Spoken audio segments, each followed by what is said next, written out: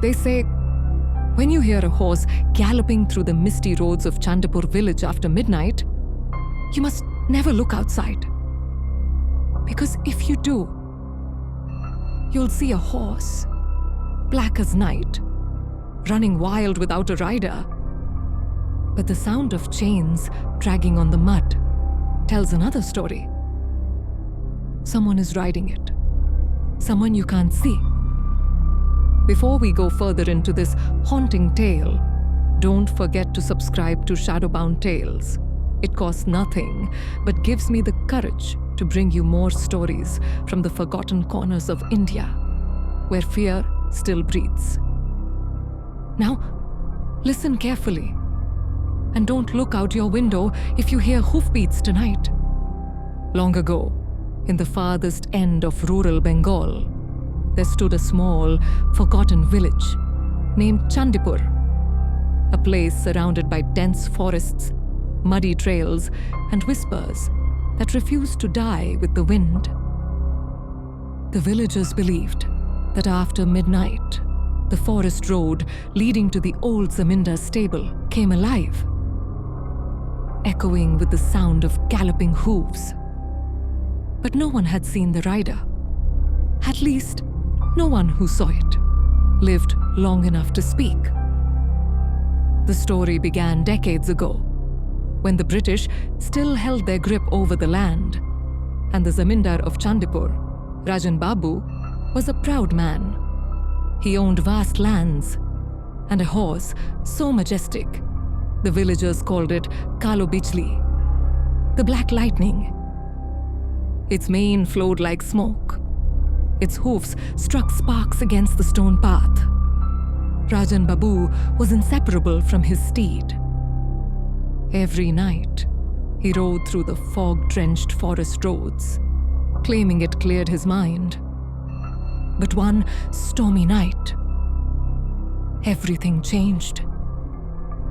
It was the night of Amavasya, the new moon, when the village sank into darkness deeper than ink. No oil lamp burned bright, no dog barked. Only thunder growled in the distance. Rajen Babu, proud and defiant as ever, refused to rest. He ordered his servant, Hari, to saddle Kaalo Bijli.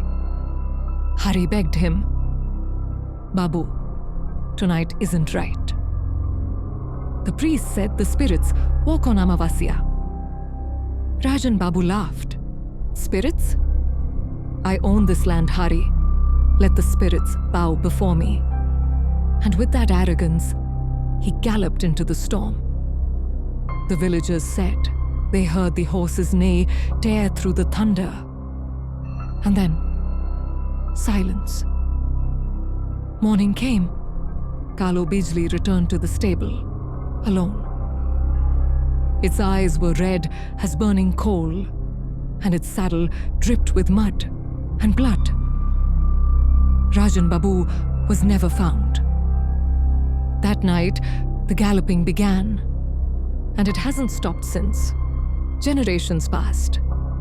The Zamindar's mansion crumbled, swallowed by vines. Yet every few weeks, villagers would whisper of hearing that horse. Its hooves beating through the silence, its chains dragging across the wet earth. One night, a young farmer named Dilip decided to prove the legend false. He had heard his grandfather's stories all his life and mocked them. "Ghosts don't ride horses, Dadu. Men do." But old Dadu had looked him straight in the eyes and said, "When you hear the gallop, keep your doors shut and your head bowed. For if you see him, you'll ride with him." Still, curiosity burns brighter than wisdom. And so, on another moonless night, Dilip waited near the old forest path, a lantern trembling in his hand. The air was heavy, damp, and too still. Then it began. The distant echo of hooves. Slow at first, then faster. Thunder without a storm. Dilip held up his lantern, his heart pounding like the drums of the Durga festival. And there it was, Kaalo Bijli. Its mane whipped like smoke, its eyes glowed red, and the saddle was wet, glistening as though someone invisible sat atop it. The horse stopped before Dilip. Steam rose from its nostrils. And then Dilip heard it.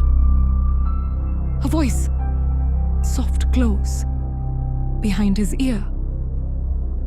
"Tell Rajan, I found him." The lantern shattered as Dilip screamed. By morning, only his footprints were found, leading to the forest, ending abruptly at the old pond.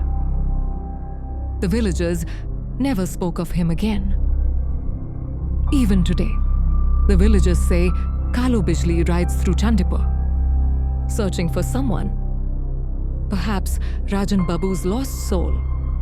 Perhaps the next fool who dares to witness it. And if you're ever passing through a village road after midnight and hear the faint gallop of hooves behind you, don't turn around, because Kaalo Bijli rides fast. And his rider never rides alone. If this story chilled your spine tonight, brace yourself. Because in the next episode, we'll descend deeper into darkness with a tale called The Static Channel, where a television never turns off and the voices from the screen begin to whisper your name. So stay tuned and keep your lights dim. And if you've made it this far, you already know. Stories like these live on only because of you. So go ahead, subscribe to Shadowbound Tales. It costs nothing, but it gives me the strength to bring you more nightmares from the unseen corners of India. Sleep well, if you can.